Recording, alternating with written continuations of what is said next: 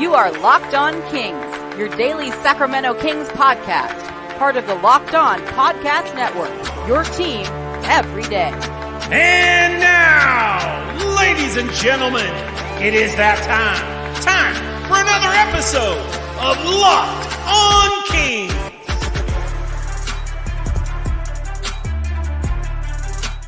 What is up, everybody?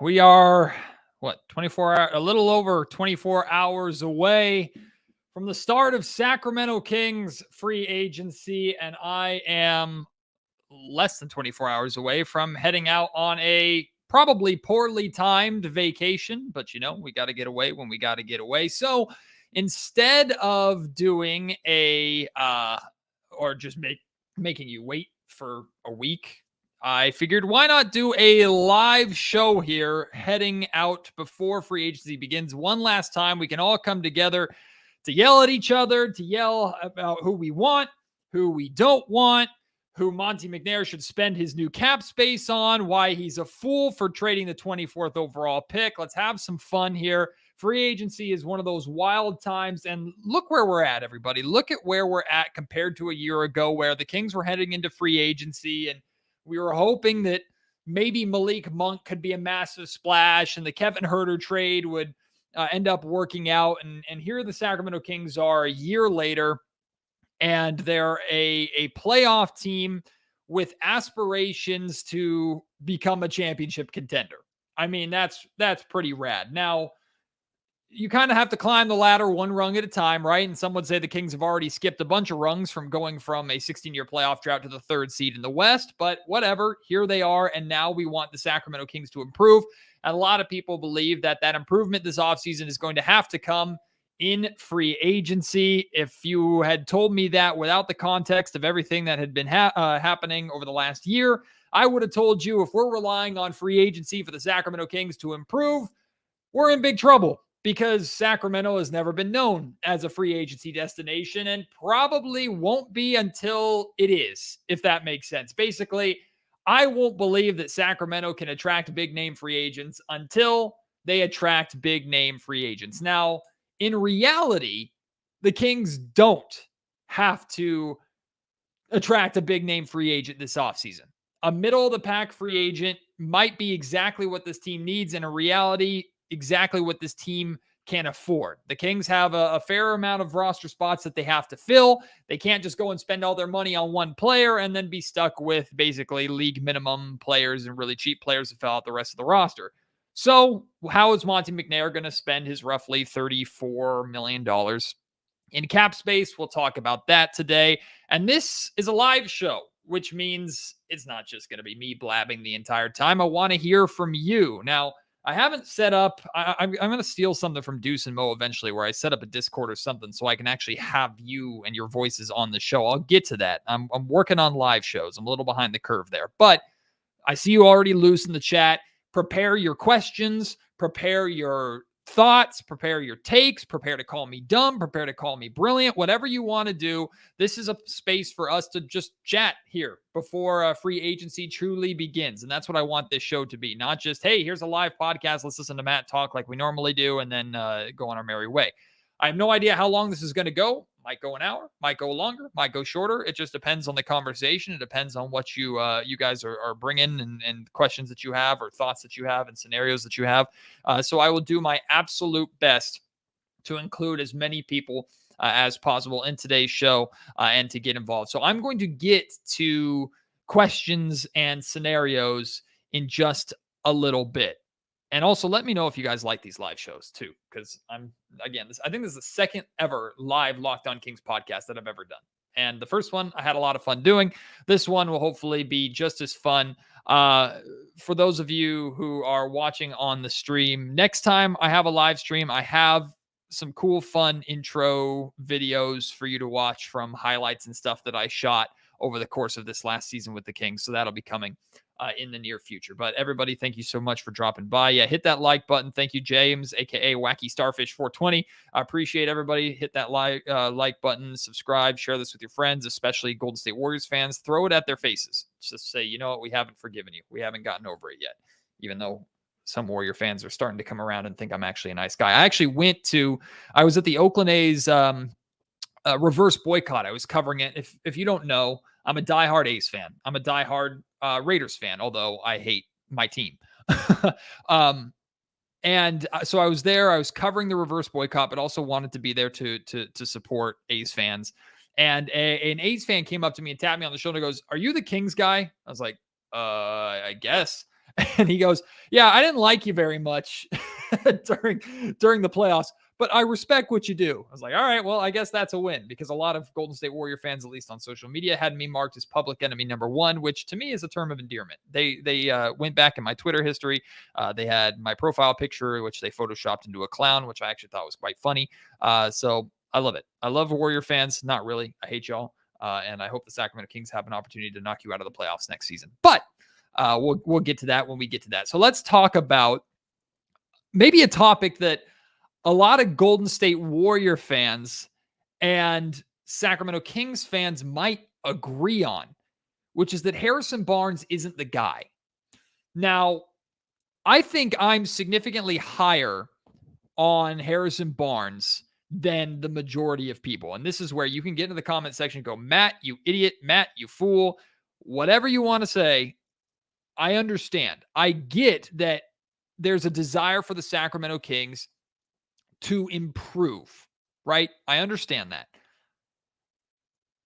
That doesn't mean that the Kings have to get rid of Harrison Barnes. And I think it's easy, and we see this not just with fans, we see this with franchises, right? You have to blame somebody when something doesn't go right, or when something goes wrong. We have to blame somebody. A lot of times it's the head coach, right? That's the reason Monty Williams got fired for no reason. Mike Budenholzer got fired. Like, guys that shouldn't be getting fired because coaches are always the fall guys. It's easiest to blame one guy and get rid of one guy than it is to reshape the entire roster. I think Sacramento Kings fans, because we're sure as hell not going to blame Mike Brown, I think Kings fans have gravitated towards, let's blame Harrison Barnes for the Sacramento Kings losing that playoff series. I know Harrison didn't play well. I know he disappeared in game 6 and 7. Like, he played a handful of minutes in game 6 and 7, didn't do anything in game 7 when the Kings were ultimately eliminated. I know, I get it. But Harrison Barnes wasn't the only problem in that playoff series. We don't need to rehash this too much because it's the past. We're looking towards the future. But there were a lot of things that went wrong in that playoff series for the Sacramento Kings, including the fact that the entire team forgot how to shoot other than Keegan Murray. Keegan Murray wasn't even good for 3 games, which you can expect from a rookie. Kevin Huerter wasn't good, period. Malik Monk had good games in some games where he disappeared, but for the most part, he was solid. De'Aaron Fox broke his hand or finger or whatever it was. Domantas Sabonis had already broken his thumb and was playing terrible the entire series, getting completely outclassed by Looney. To just blame Harrison Barnes for the Kings losing that series, I think, is short-sighted. Now, I understand some Kings fans are going, I'm not putting all the blame on Barnes. I'm just saying I need to replace him, or I think the Kings should replace him. They have to make a decision this summer. Why not make the decision to move on and upgrade? I understand that completely. I think it's a lot easier said than done. My whole point on Harrison Barnes is this. If the Kings re-sign Harrison Barnes, which according to James Ham of ESPN 1320 and the Kings Beat, the Kings and Harrison Barnes have resumed contract talks. If the Kings go in that direction, if you're disappointed, I'm not going to tell you you're wrong. But it's not a bad thing. Like, there is truly not a scenario where Harrison Barnes coming back to the Sacramento Kings is a bad thing. Not at all. Now, it could lead to bad circumstances, or it could lead to maybe the Kings having a disappointing season, but we can't put that all on Harrison Barnes. A lot of other factors have to come into play here. Monty McNair is expecting this team to improve mainly by the core of players that are already here, not by a piece that he adds to this group. That's the reality. So if the Kings bring Harrison Barnes back, it's not a bad thing. You might be disappointed. And if you are, I understand. But what I'm seeing too much from Sacramento Kings fandom, and I've seen this multiple times from multiple different people on Twitter, is the Sacramento Kings cannot improve if Harrison Barnes is brought back. That's not even remotely true. The Sacramento Kings are going to improve because Keegan Murray is going to improve. De'Aaron Fox can still improve. Like, I'm looking for De'Aaron Fox to, now he's established himself as the clutchest player in basketball, right? Clutch player of the year. Someone who, fourth quarter Fox, right? What about De'Aaron Fox consistently heading into the fourth quarter with 20 points? Can he get to the point where he's entering the fourth with 20 points so that he's scoring 30 plus a night or close? I'm not expecting De'Aaron to average 30 a night next season, but can he consistently get or bring 20 plus points into the fourth quarter, and then fourth quarter Fox arrives? He can make that leap. Domantas Sabonis, of course, during the postseason could play a whole hell of a lot better and needs to not be afraid to take that elbow jumper. a lot of guys can improve. This core is expected to get better. Davion Mitchell should continue to improve. He's just entering his third season. Feels like he's been here for longer than that, right? So the Kings absolutely can improve if they bring Harrison Barnes back. I get what you're saying. Jesus Christ, my King, great name. He says we can't go back with the same lineup, in my honest opinion. I understand that. If you feel like running it back is not the right thing to do, especially now that the Sacramento Kings have traded the 24th overall pick in Rashawn Holmes to open up cap space, if you feel that way, again, I don't blame you. I'm not telling you you're wrong necessarily. Your feelings are your feelings, and you're justified in that. We want this Kings team to improve, especially based off of what we've seen the Phoenix Suns and other Western Conference teams too, right? I get that. The Kings have set a clear goal of wanting to open a championship window right now. Doesn't necessarily mean they're going to, but this team is not going to be a fluke, or they want to make sure they show that they're not a fluke, and they want to build upon the momentum that they started for themselves last year. Get that completely. You think they need to upgrade their roster and not just run the same group back in order to do that. I understand. But the main improvement from this Kings team is going to come from the guys that we already 100% expect to be here. Those guys taking the next step, not Harrison Barnes coming back or being replaced by Kyle Kuzma or Draymond Green or Kelly Oubre, which would be a disaster, or player X, Y, and Z, Sasha Vezenkov, like whatever. That's not where the massive improvement for this Kings team is going to come. It could help, but that's not where that's not going to be the difference between the Kings losing in the first round again, which, might I remind you, when the Sacramento Kings started their dynasty in the late 90s, early 2000s, or their mini dynasty that should have won a championship, the greatest time ever in Sacramento Kings basketball history, the first 2 seasons, they were first round exits in the playoffs.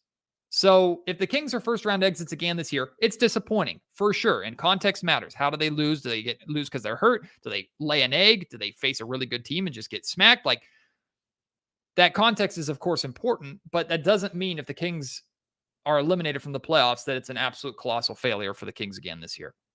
So Harrison Barnes coming back, in my opinion, is not a bad thing in the slightest at all. And if that's the route the Kings go, especially if it also comes with, like, I've seen people react like if Domantas Sabonis gets the contract extension and raise that people have been discussing, and one of the rumors why the Kings opened up the cap space is to do that. That's a phenomenal thing too.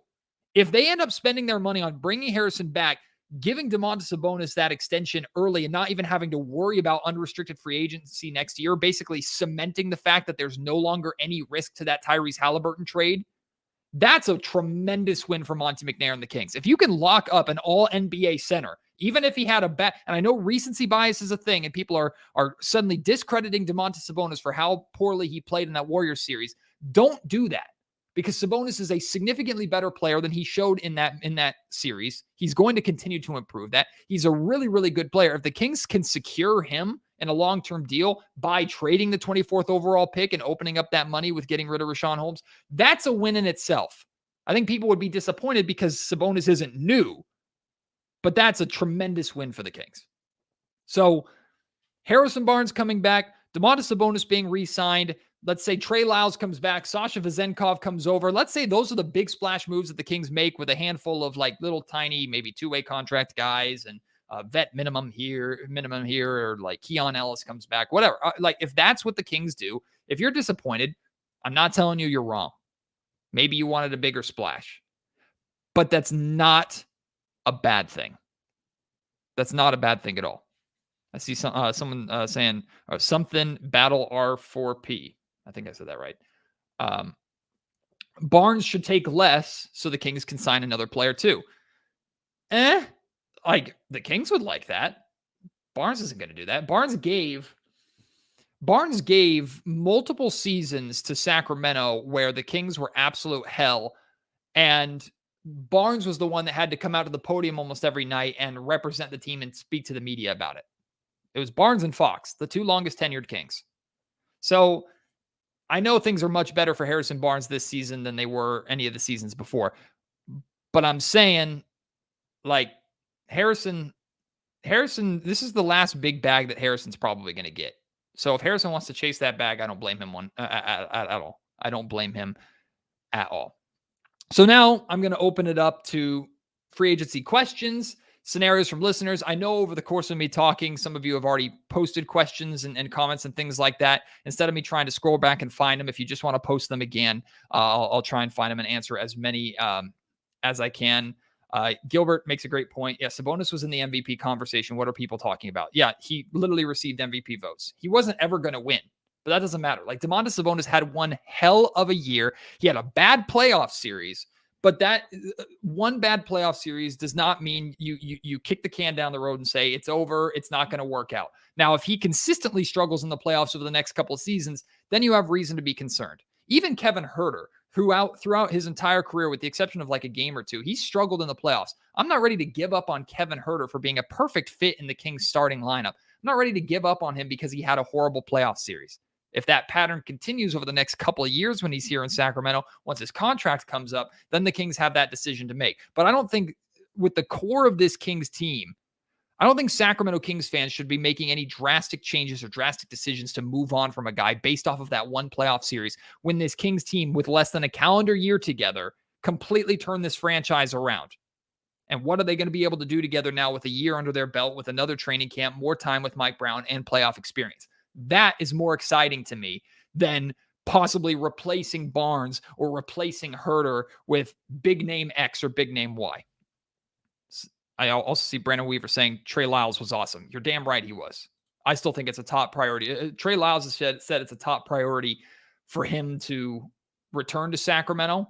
I'm glad he said that. Maybe not the smartest move on his part negotiation tactic wise, because that maybe the Kings felt, okay, we could offer him less money because he wants to stay here. I have no idea. But Trey Lyles remaining a Sacramento King would be excellent. And all reports indicate that the Kings are going to bring him back, which would be phenomenal. Trey Lyles is perfect. And one thing I've talked about earlier on the podcast about Trey Lyles is, like, I've seen people say, well, if you have Sasha Vezenkov and you have Trey Lyles, isn't that redundant? Should you pick one over the other? No.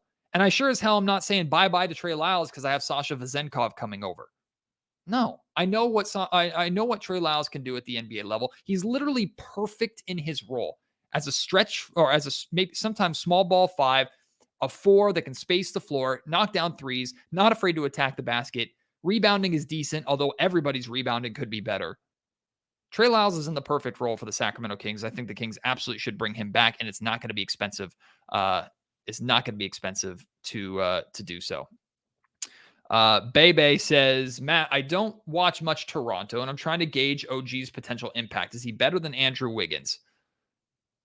No, not currently, or not yet. He hasn't shown to be. Defensively, probably. Offensively, no. I mean, Andrew Wiggins is a champion and was instrumental in the Warriors winning a championship a couple of years ago. So, no, I don't think OG is better than Andrew Wiggins. OG would absolutely make the Sacramento Kings better, but all indications point to that deal being basically dead. Like, I don't see. I was already very skeptical that the Kings could ever land OG because I think the conversation would have started and ended with Keegan Murray, and that's it.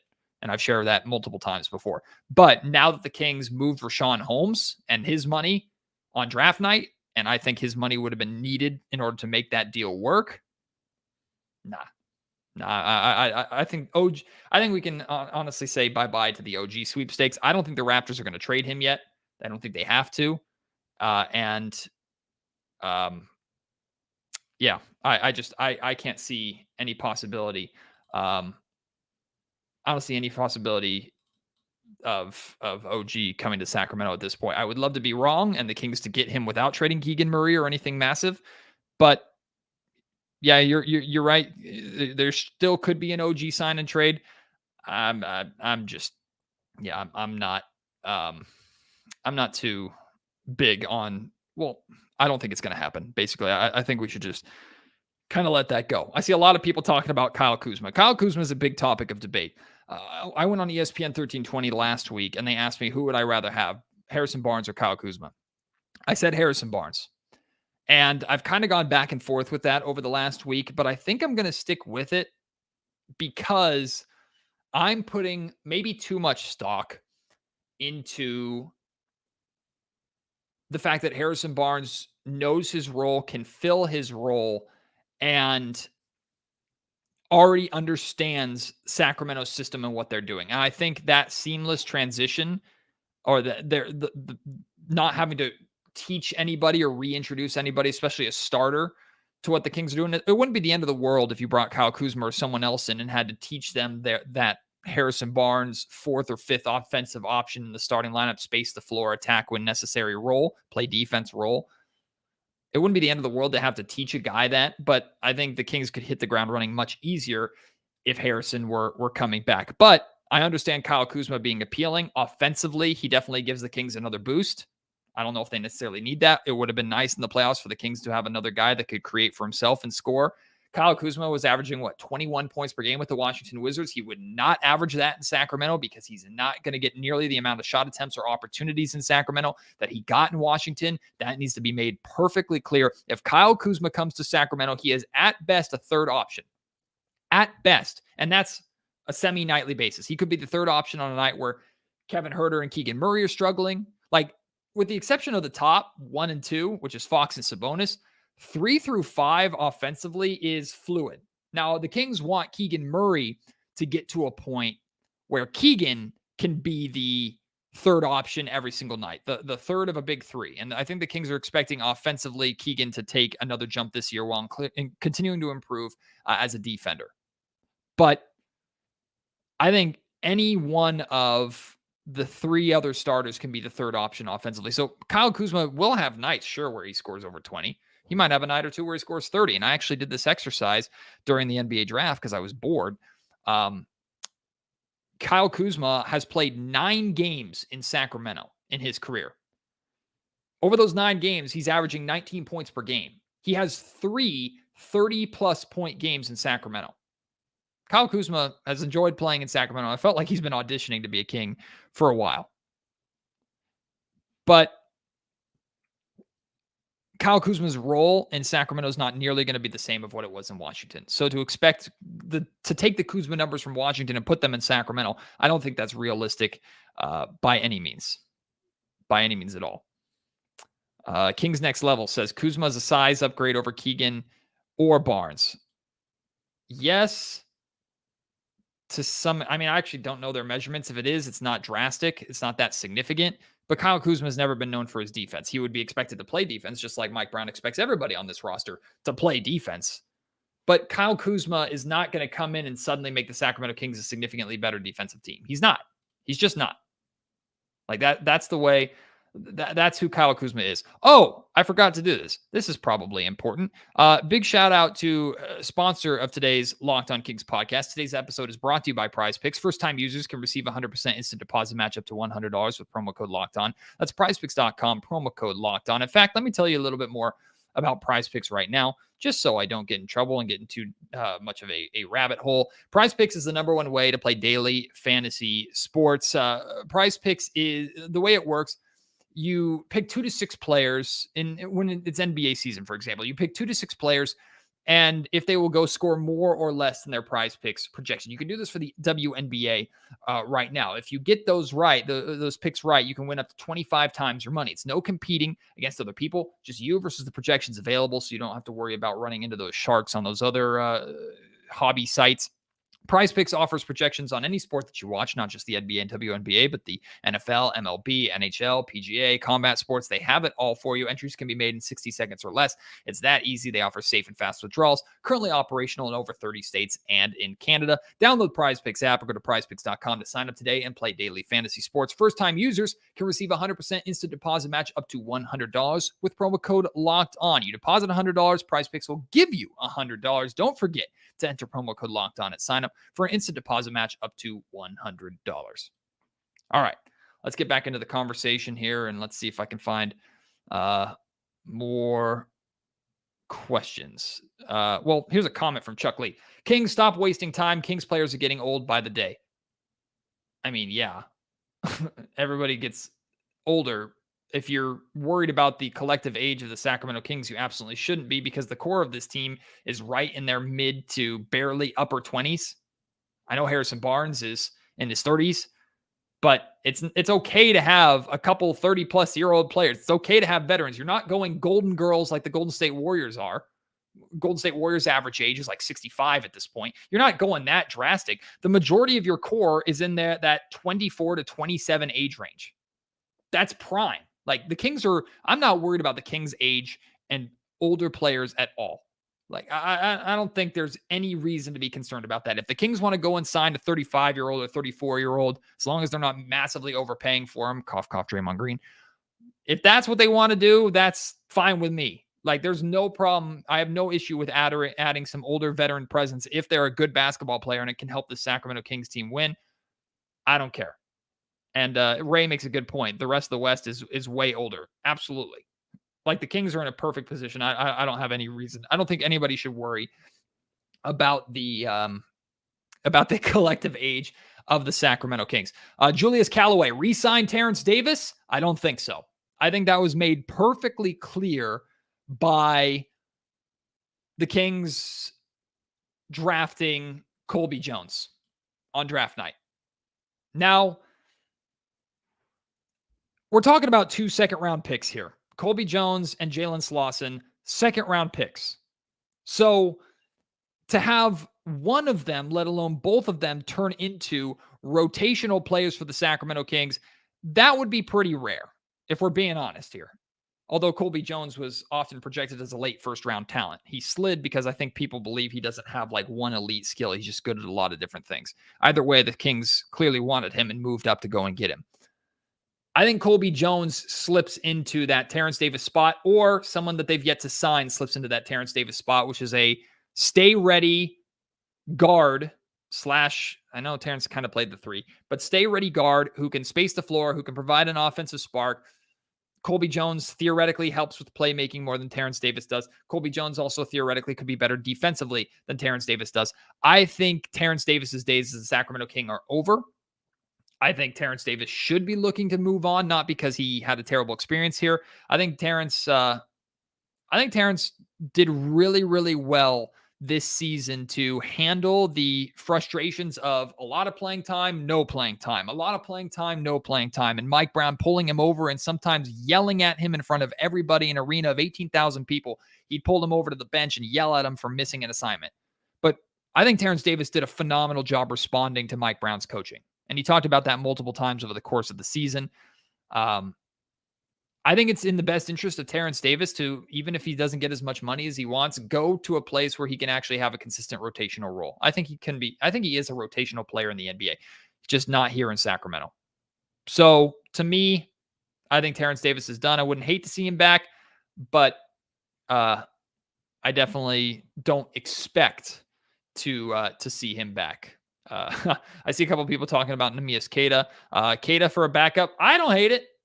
I like the idea. Like I'm a fan of Neemias Queta. And look, the Kings organization knows Neemias Queta better than anybody else in the NBA, right? Nobody knows Queta better than the Kings. Queta had a really, really good year in the G League, which if you're looking at G League talent that's ready for the NBA, they're dominating the G League. There are times where his numbers could have been more dominant. I'm not happy that Queta didn't average double-digit rebounds for being a 7-footer, and as big as Queta is, he probably should have averaged more. But Queta, in theory, does what this Kings team needs. Rebound, protect the rim, protect the paint. And he's got a decent touch offensively, too. I think Queta is a cheap, great third center option. Give him the Alex Len role. Why not?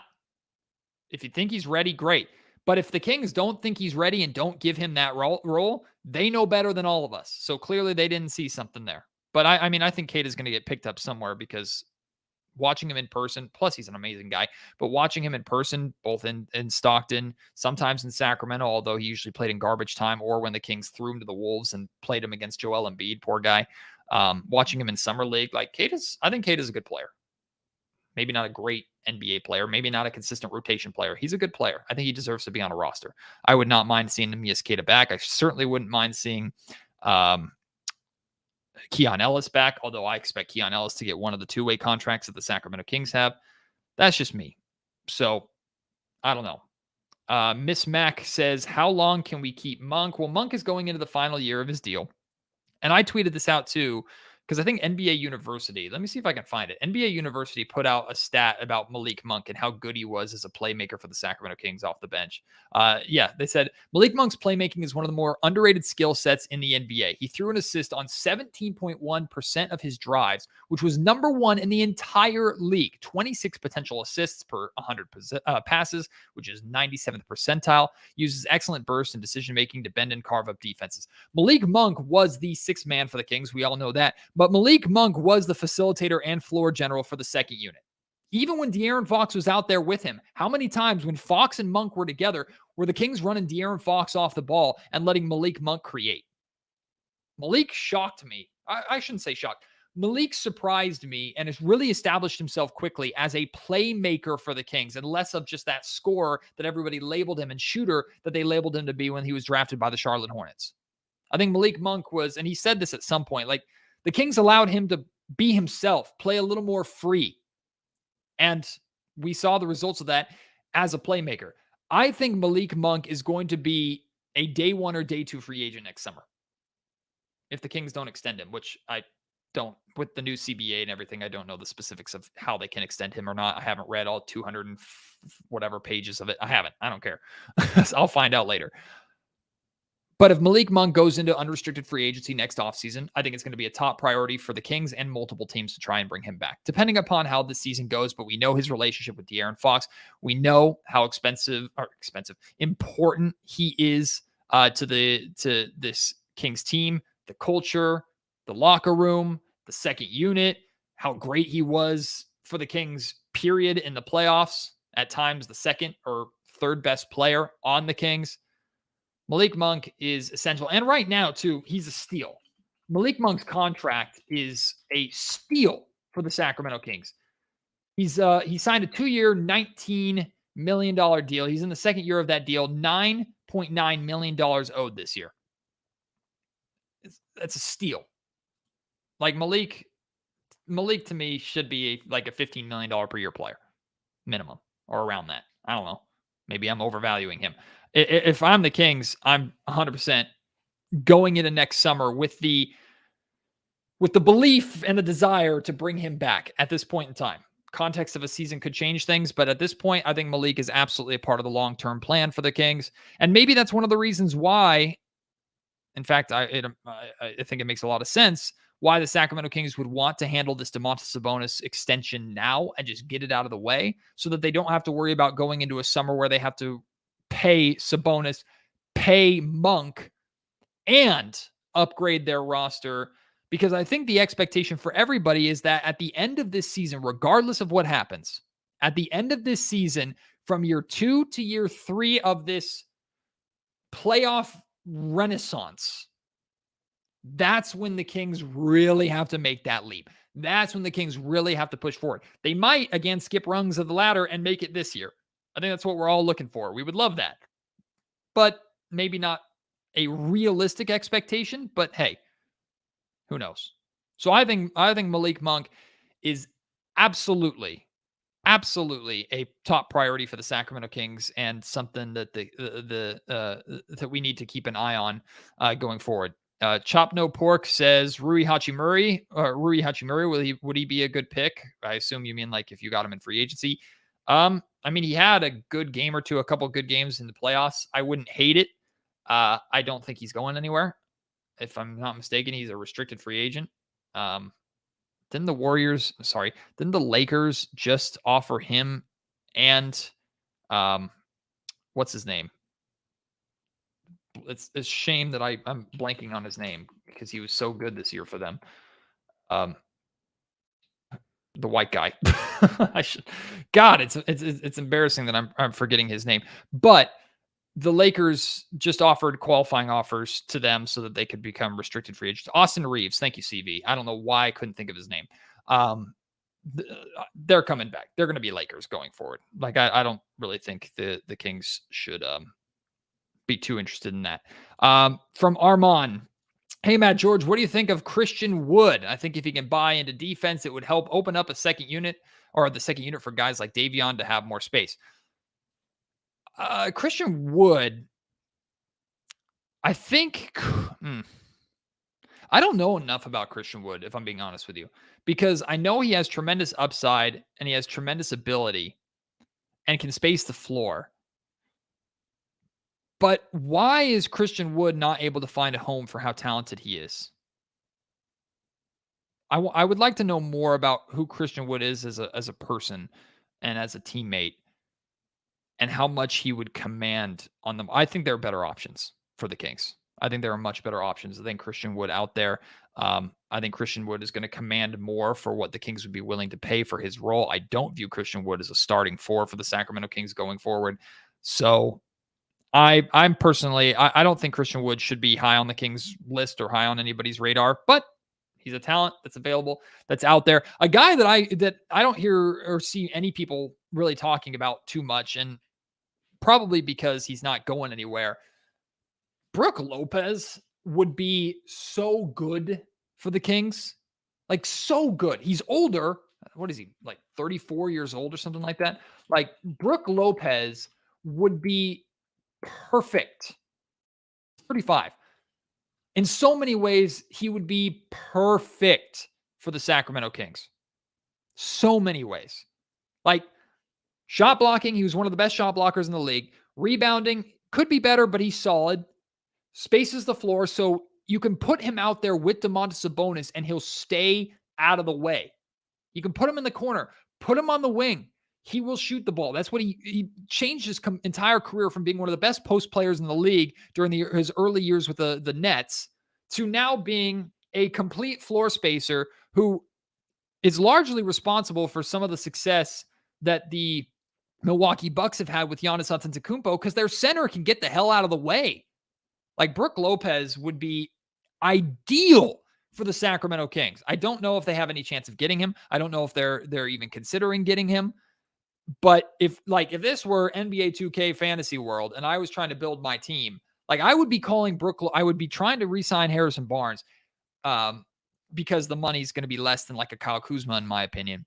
And then I'm calling Brook Lopez and I'm saying, hey, man, like, do you want to help get this team to championship status like you got the Milwaukee Bucks? Like, join us for the next 2-3 years.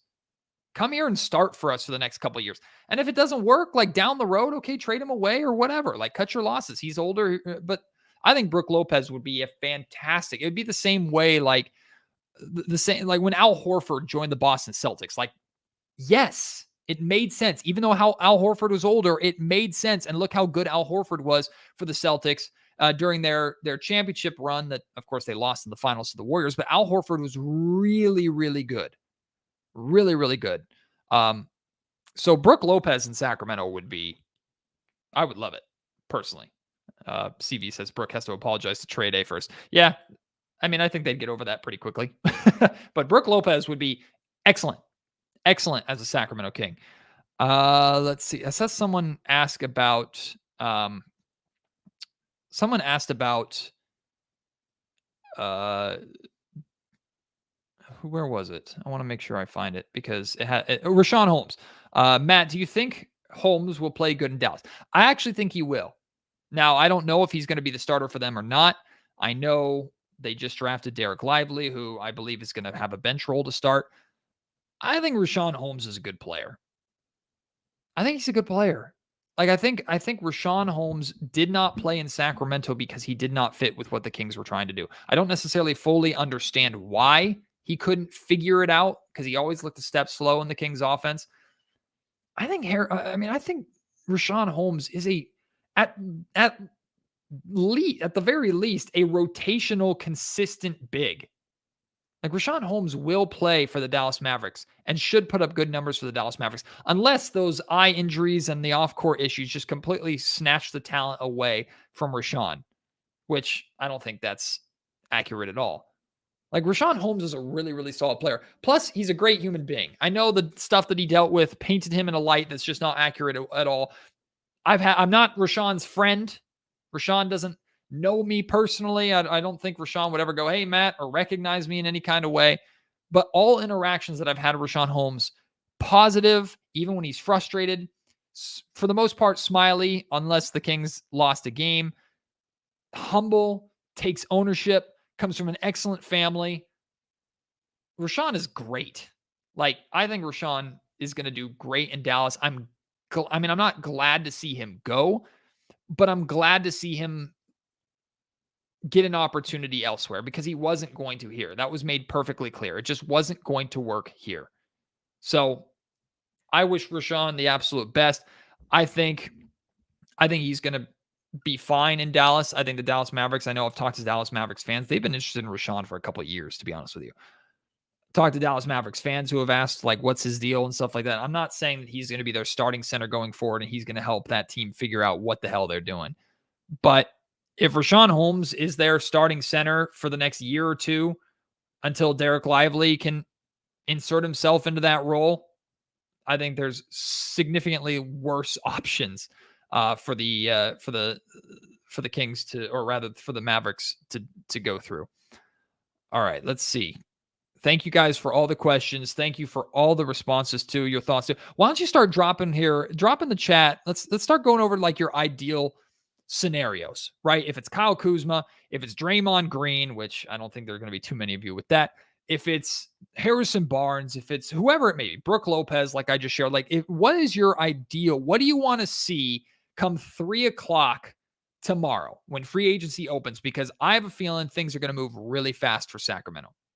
Pat Basson says Jeremy Grant. For some reason, Jeremy Grant's name has been connected and floated around the Sacramento Kings for the last 3 off seasons. Not terrible. I think there are better options out there. I would take Harrison Barnes and Kyle Kuzma and Draymond Green over Jeremy Grant, but not terrible. Alejandrozi, is that how you say it? Kyle Kuzma bag. So paying Kyle Kuzma and Bruce Brown MLE. I don't think Bruce Brown is going anywhere.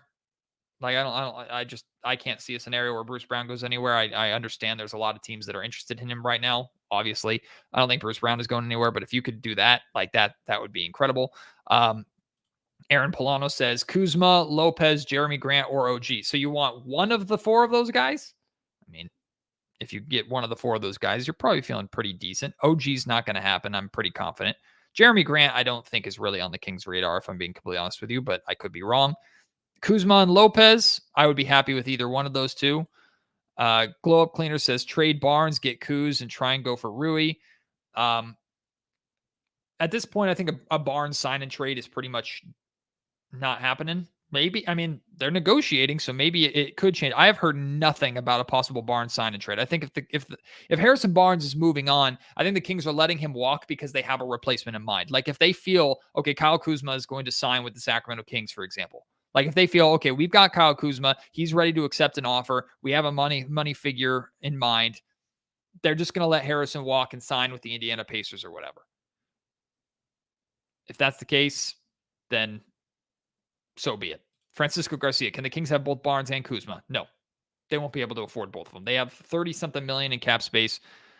They need to fill multiple positions. They got to think about paying guys like Trey Lyles. That number even went down a little bit with them bringing Kessler Edwards back, which was an easy team option for them to pick up. Like, I don't look at Kessler Edwards as someone who's going to suddenly get a significant role with the Kings, but like he's good, solid depth. I know Mike Brown likes him. I know the Kings like him. This is the only move they made at the trade deadline. So if Kessler Edwards is the guy to take a couple million off the board, then I'm fine with that. There's no way you're getting Kuzma and Barnes, and it really wouldn't make sense to. I know some people have said, I like the idea of Barnes off the bench. He's not coming off the bench here in Sacramento. It's not going to happen. Like, it's not going to happen. If Harrison Barnes is back as a King, it's as a starter. And also, one thing to bring up, too, when I was talking about Barnes earlier, like if the Kings bring Harrison Barnes back, let's say they sign him to a 3-4 year deal, whatever it is, they can trade Harrison down the road. And I had a conversation with Howard Beck about this on Locked On Kings a couple weeks ago.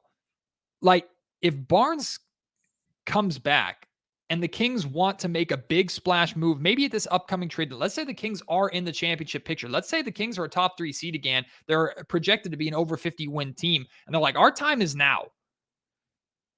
If they're going to make a big swing for a star that suddenly becomes available because they become available every year and nobody sees it coming, the contract that they're most likely to move in a trade like that is Harrison Barnes plus draft picks. So rather than lose the asset for nothing, if you can't replace him right now, bring him back, run in next season with him, You can trade him at any time unless you negotiate a no trade clause, which why in the hell would you with Harrison Barnes? That ain't going to happen. So you don't just have to have Harrison stay the entire contract like he did this past contract here in Sacramento. I can see Brooks in Sacramento. Brooke Lopez. Or are you talking Dylan Brooks? I'll be honest. I go back and forth on this because Dylan Brooks, the player, makes a lot of sense.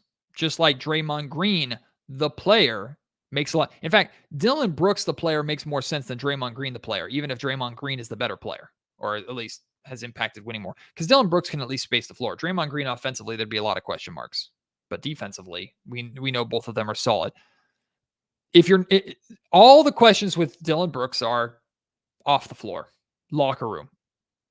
I'm good. Like I've decided if I'm good with the Kings not having anything to do with Dylan Brooks. And I think there are a lot of teams and a lot of fan bases that feel that way.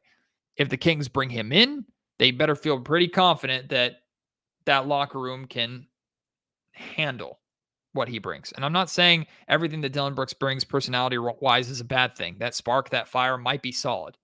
I actually, until the Grizzlies became completely chaotic this year, I liked the Grizzlies. I thought the little entrance that Dylan Brooks does, the dancing, the cockiness and arrogance of that team, how much they were villains. I really liked the Memphis Grizzlies until they became an absolute dumpster fire. So I think Dylan Brooks is not the reason for that dumpster fire, but he certainly didn't help put the flames out. He was at times gassing them up a little bit. I'm okay with no Dylan Brooks. I get what you're saying, Gilbert. Dylan Brooks would be fun.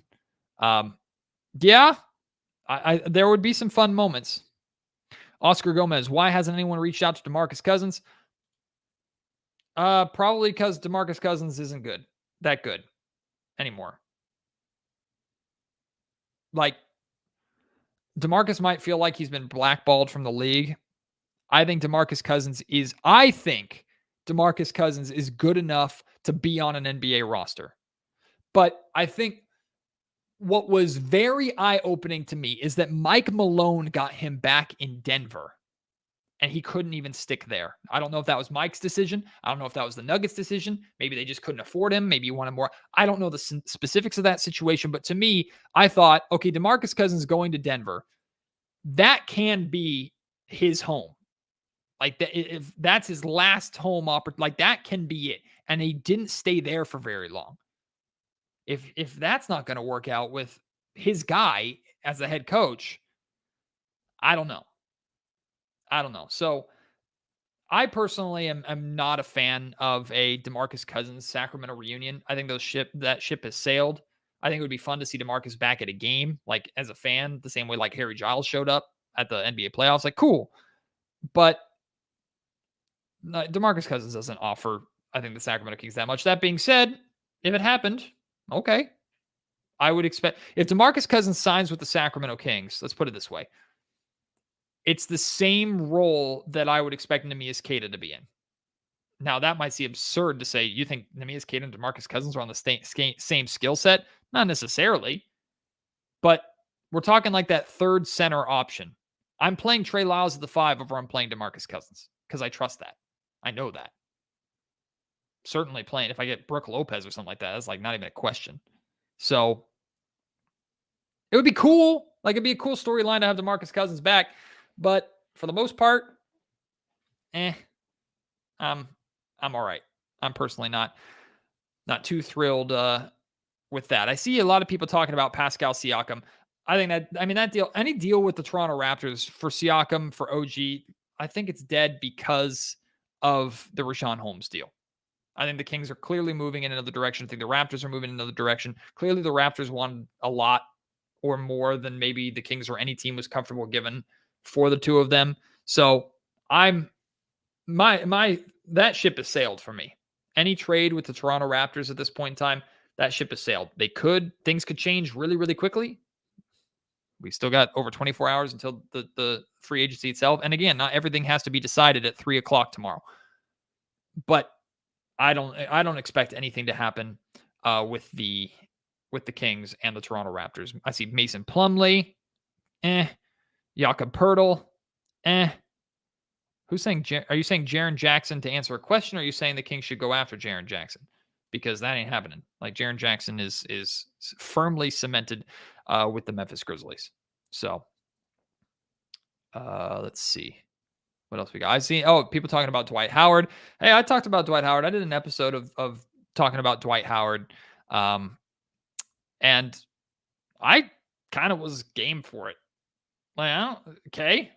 Like Dwight, again, I put Dwight Howard in that third center role that would come in, be a veteran presence. Some people think he would destroy the locker room. Other people think he would add to the locker room.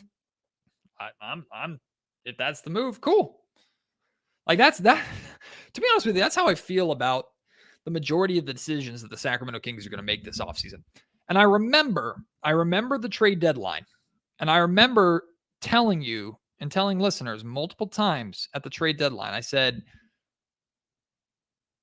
don't expect the Kings to make big splashes. Expect the Kings to essentially stick with what they got. I remember the Kings only making the Kessler-Edwards move. And the reaction was, oh my God, the Kings are doomed. Like there's no chance they're staying in the third seed. They're falling out. They're going to fall apart. Then they went on that massive tear coming out of the All-Star break and solidified that spot and even made a run at the 2 seed for a period of time. If the Sacramento Kings decide to essentially run this team back, and the biggest free agency move they make this offseason is re-signing Harrison Barnes and extending Domantas Sabonis, kind of like what I said earlier, it's the same thing. I don't expect massive fireworks in free agency from the Kings.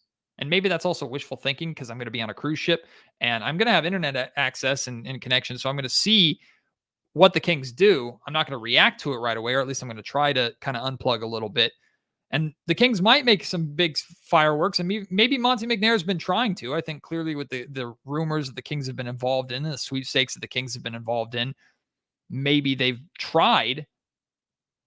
But my expectation is that it's going to be a solid but not explosive free agency for the Sacramento Kings. A lot of that also comes with my preconceived bias or notion that Sacramento is not a free agency destination. So that's why I think bringing Harrison Barnes back, getting Domantas Sabonis to extend, like that would be a tremendous win for the Kings. I see a lot of people saying Chris Middleton. I think I agree with Willie Bowen. Middleton is staying in Milwaukee. I was surprised that he turned down that $40 million player option. Clearly he did that because he wants longevity over money. Or at least that's what I would assume he did that for. He's looking for a multi-year deal. I think Milwaukee will give it to him. I don't know if the Kings can necessarily afford to sign him plus go after the players that they also want to go after and get. Sasha Vezenkov is, I'm hearing, more and more likely to join the Kings and to come over. They've made him an offer that some would say he can't refuse. Essentially, they've quadrupled his salary to get him to come here to Sacramento. It's like an $8 million, a little over $8 million offer. It's slightly less than like the $8.3 or $8.4 million that Keegan Murray is making next year. I read that Vezenkov, if he returns to Olympiacos next year, he would make like 1.6 or 1.7 or $1.8 million, something like that. So to join the NBA, to join a playoff team in the NBA, a team that's hoping to become a championship team, to get a $6+ million pay raise to do that, I think it's a foregone conclusion that Sasha's coming over. Now, I have realistic expectations with Sasha. To me, he's going to be a solid rotational player. There's concerns defensively. There's reasons to be really excited offensively, especially with the shooting and his floor spacing. Sasha is not going to be for the Sacramento Kings what he is in EuroLeague. He's not going to be for the Sacramento Kings the EuroLeague MVP. He's not going to be for the Sacramento Kings what he was for Olympiacos. He's not. And the Kings don't expect him to be. The Kings are hoping that he can come in, help hit some big shots, be a solid rotational piece. I don't view any scenario where, or I shouldn't say any. I don't view very many scenarios where Sasha is a starter for the Kings. I don't. I see Sasha and Trey Lyles either battling for that backup 4 spot or both being so solid that one is playing the backup 4 and Trey Lyles is likely playing like a small ball 5. I think that's the route that the Kings are going for. I think that's the